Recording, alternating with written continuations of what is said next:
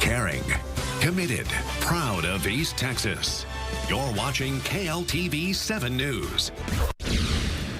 Breaking news tonight, one person is injured and another detained after a road rage shooting in Tyler. Good evening and thank you for being with us. It happened shortly after 5 o'clock near the intersection of Grande Boulevard and Paluxy Drive. Police tell us one of the drivers involved got out of his vehicle and shot another driver in the neck. And we've got new video tonight from the scene. The injured driver was taken to the hospital. Tyler police tell us there were actually kids inside of the vehicle that the driver was in who shot. They say the suspect stayed at the scene and has been detained. Our Trent Bennett is headed to that scene right now. We're going to join him for a live report later in this newscast.